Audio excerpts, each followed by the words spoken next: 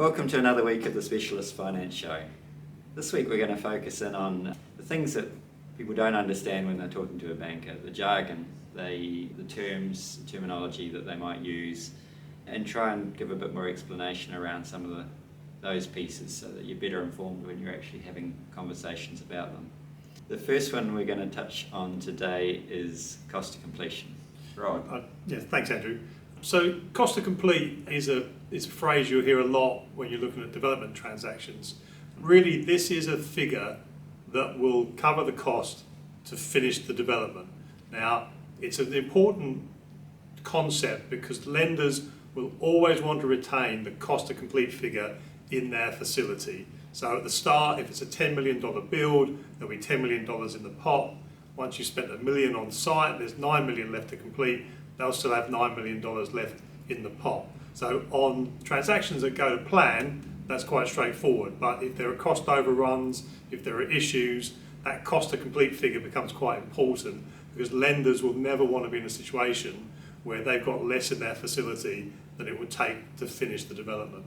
Great. And Rob, loan to value and loan to cost, that's another one that people get stuck on.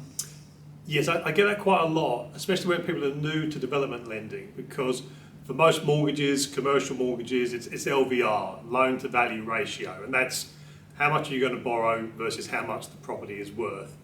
It's slightly different with development because you get two criteria. You get LVR against the end value, but you also get LTC, which is loan to cost.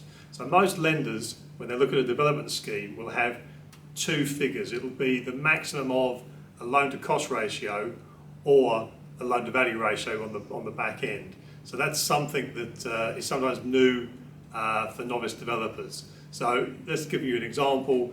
A lender might say they'll do 80% of the cost as long as that's no more than 65% of the end value. So 80% loan to cost, 65% LVR on the finished project. Another one is pre-sales, and even I get stuck on this occasionally. We talk about having a certain percentage of pre-sales. Some lenders might want 50%, some might want 100, some might want 120. Always sticky because people can't figure out how you can do 120% of pre-sales. Yeah. Talk about that. Yeah. So when lenders talk about pre-sale percentages, they'll be looking versus their debt. So to use that example that Andrew just mentioned there, 120% cover, obviously you can't sell 120% of the units in the development, but if you're looking at that LVR that we just spoke about, if the loan is at 65% of the end value, lenders might say they want 120% pre-sale cover, which means that the pre-sales have got to equal their debt plus a 20% margin. And that's quite extreme.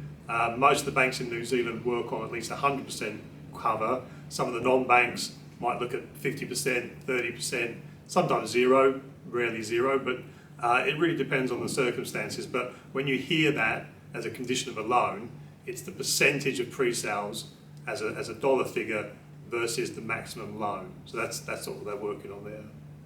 Cool. That explains it well. Let's talk about returns because there's a few different measures there. The first one that I have on my list is return on cost. Yeah, so return on cost is a measure of the profitability of the scheme. And what you would do is you would take your sales, less your costs to give you a profit margin. The profit margin divided by the costs and presented as a percentage gives you your return on cost.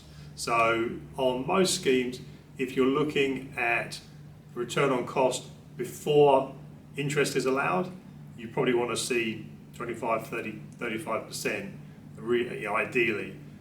Once interest is coming in, you might look at 15 to 20% as an acceptable return, and lenders will look at profitabilities on schemes. If the profit margin is too low, they get nervous. You want to see a nice margin in there, not only to make it worthwhile for the risk that the developer is taking, but also to cover some of those cost overruns that may come along, just so that they can be covered and the developer is still left with a reasonable return for the risk that they've taken. And how does that vary if we just jump over to return on equity? Talk about that. Yeah, so return on equity is the same basic calculation. You're looking at what the profit margin is as a dollar amount, but instead of benchmarking that against the cost, the total cost, you're benchmarking that against the equity that the developer has put into the scheme. Now, return on equity, if you've got a scheme where it's highly geared, let's say that you get an 80 and 90% of costs covered by the lender, obviously the amount of equity that goes in from the developer is lower, which gives a multiplier effect and gives a better return on equity. I mean, it's an interesting concept. You know, a lot of institutions look at return on equity as a key driver for them. For developers, I think there's always a bit of a trade-off because, you know, a return on equity looks fantastic if you only put a little bit of equity in, but in terms of dollars and cents, sometimes that may not equate to a big enough figure to make it worthwhile for the developer. So your return on equity is used, you know, definitely by some of the bigger corporate style developers, but I think for most SME developers, return on cost is really the one that is key. Contingency, I know we've talked about that one a lot in our previous videos, but let's just quickly run through that again.